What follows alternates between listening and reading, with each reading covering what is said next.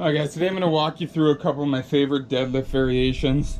Obviously the most popular way to do a deadlift is with a straight bar, and I'm going to be using a straight bar and a landmine, but I don't use a straight bar anymore just because this stuff kind of better suits my style of training. Less axial loading this way. I do prefer the trap bar for going really heavy, and then I'll show you the landmine variation and a double kettlebell variation. But these are the three I'm including in my program the most. So first up is the trap bar or the hex bar deadlift. So I got my trap bar here, a couple 55-pound bumper plates on there just so it doesn't rattle the floor too much, and then some 35s on each side. The reason I went with 35s instead of 45s is that the 45s are bigger, so the 35s leave enough room here so that it's the bumper plate hitting the floor and not the 45s also. So that's the reason I have this set up here. This is 300 pounds right here, so I'm not trying to deadlift super heavy, just trying to maintain my strength and just be athletic. And obviously strength is a baseline of all other qualities, but I'm not trying to like shatter any powerlifting records or whatever. I just want to stay strong. So I got a 300 here. I'll usually do a set of 5 with 300, and then a set of 5 with like 340, somewhere around there, and then a set of 3 with 360. So 360 for me is double body weight. That's pretty much all I care to do. Once in a while I will push it a little heavier. I got some chains and stuff I'll do on there too, but this is what this looks like. So, and I do wear gloves for this variation on the trap bar. I don't wear gloves for the other two. I know a lot of people will say, oh, don't wear gloves, build up your calluses. Yes, I do a lot of other things. I got some pretty good calluses going, but this one is just the most brutal on the calluses, and tearing a callus really sucks, and it puts you out of training for a week or two while that heals. So I'm not trying to just be the total most rugged hand badass there ever was. I'm just put the gloves on so I don't tear any calluses and I don't lose out on some training. So alright, first set here I'm going to do a set of 5.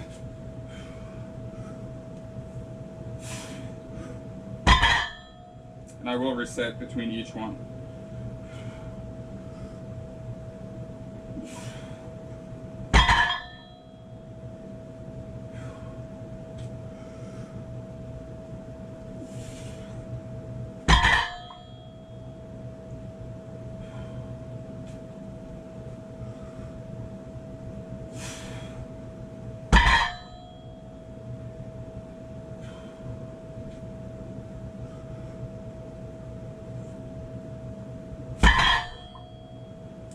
Alright, so there's set number 1. Alright guys, so here's set number 2. Same thing, 5 reps.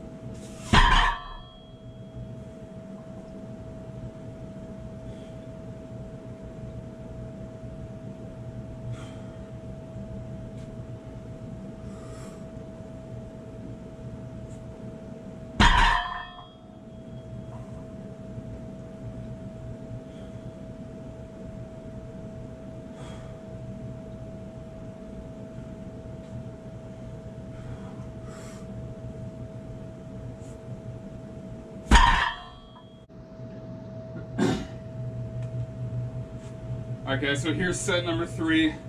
Like I said, I'm just dropping it down to 3 reps on this last one. And I actually kept just a 350 on there for plates, but I put some chains on there. So these 2 chains are 33 pounds each. So at the bottom, when most of the chain is on the floor, it's going to be easier. There's going to be less weight. So this is your least mechanically advantageous position at the very bottom here. So the chains are not adding too much resistance there. But every inch you come up, more and more chain lifts off the floor.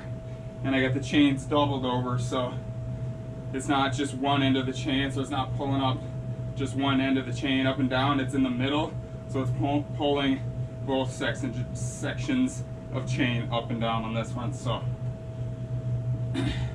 don't really know exactly how much weight it is at the top, but I really don't care.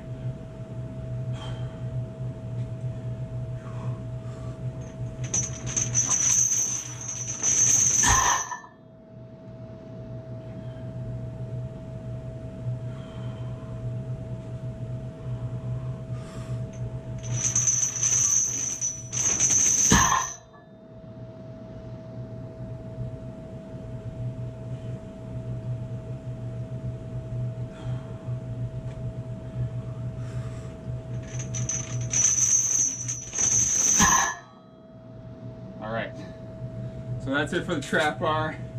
Now I'm going to switch to the landmine. Alright, so next up is the landmine variation, and I really like this one because you can lean forward and you're using one leg more so than the other, so you're kind of balancing it out, because you'll be dominant on one leg and then you'll switch sides and be dominant on the other leg. So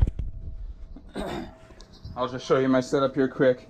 So I got a couple high temp bumper plates here, and then I just have my Rogue post landmine set into there.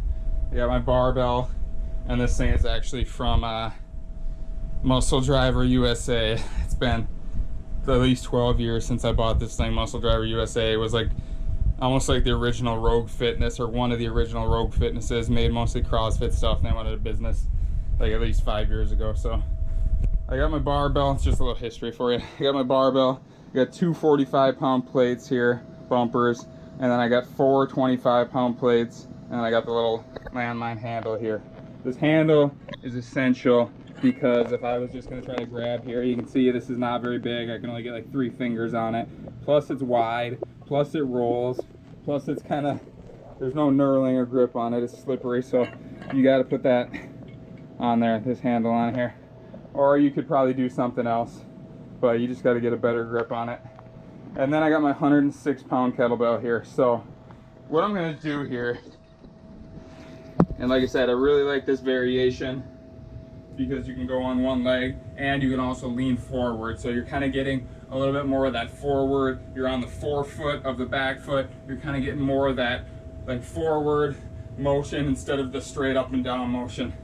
So what I'm going to do here, I'm going to do a staggered stance, and you probably want to have it about your heel, or your big toe on the back side.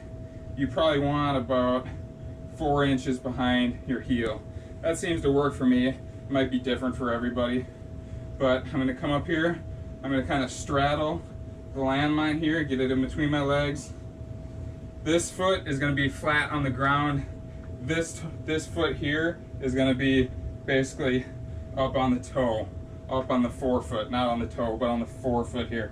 So you're going to put that forefoot on the ground, heel comes off the ground. And then I'm going to sit back.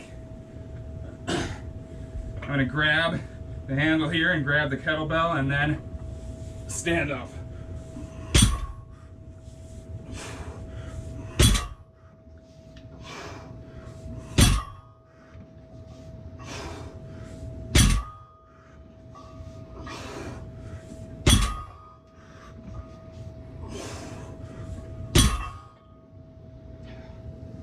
There it is. So I don't know exactly how much weight this is. I think it's around 315.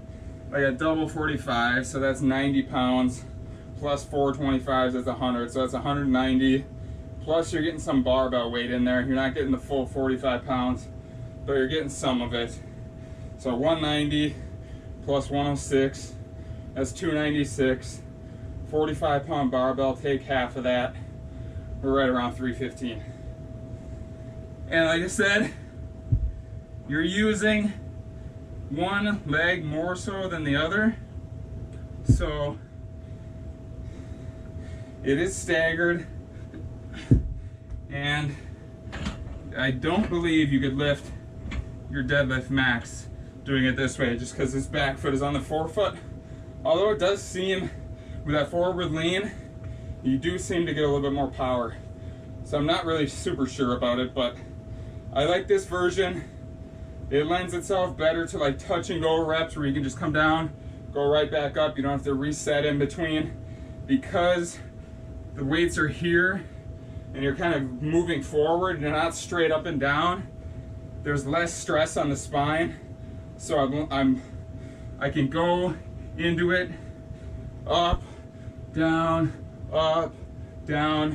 without wanting to get up and kind of reset and loosen everything and take in a good breath and set my core and standing up. Yeah, this way just feels easier on the spine, easier to knock through reps without having to reset, and just more joint friendly version. So I will go ahead and finish here this last setup here.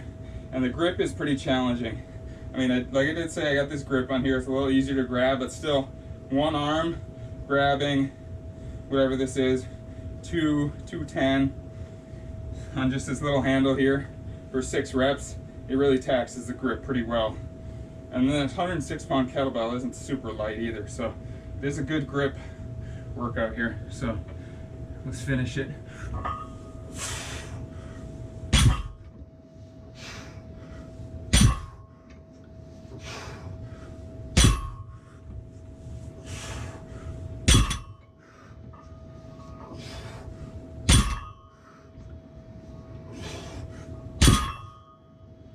All right, there's the landmine variation, just doing 1 set of 6 on each side, but it is a good way to get some more volume in and really tax those legs more without putting extra stress on the spine. And it is just kind of nice to mix it up a little bit, you know. You have the staggered this way, your right leg's working a little bit more. This way, your left leg's working a little bit more. On the trap bar deadlift or the straight bar deadlift, sometimes we can compensate, you know, we can shift to one side a little bit and you don't really notice it. But on this one, if you have a weakness on one side, it'll be, and once you get to these higher weights and higher reps, you'll notice. I'm pretty well balanced here, but you know, if you do 6 or 8 on your right side and you're like, man, that felt pretty easy. And on the other side, you get to about 5 or 6, you're like, holy shit, that's getting a lot harder than the other side seemed like. That could signal that you have one side stronger than the other. So it's a good way to balance it out again. Easy on the spine, and I really like this variation, especially for doing some higher reps and more volume. Alright guys, the last way I'm going to show you here is a single leg deadlift variation. Now I'm going to do these with 2 88-pound kettlebells here, so that's about 176 pounds. I'm 180, so this is about body weight for me. Again, I'm not trying to go super heavy, just maintaining good strength. You can also do this with like what I was just doing the last time with a landmine and holding another kettlebell or something like that. Or you can do a double kettlebells or whatever implements you want to use here. But what I'm going to do, I'm going to basically step my foot in between the two. I'm going to have this back leg swing back. I'm going to have a slight knee bend. I'm not going to be totally locked, but I'm not going to be squatting it either. So I'm going to have a slight knee bend, bend at the hips, grab and stand up.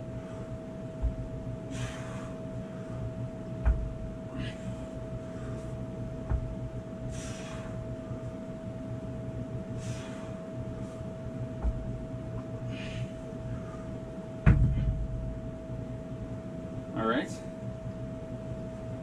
So just the keys here. Swing that leg back here, bend at the hip, keep the knee relaxed and slightly bent, but not straight, but don't squat it down. Keep the back neutral, chest up a little bit. Don't bend your neck too far back while you're doing it, but don't look straight down either around your back. Just keep your neck nice and neutral also. And then stand up, get the full lockout, glute flexion on top. So one more time, other side.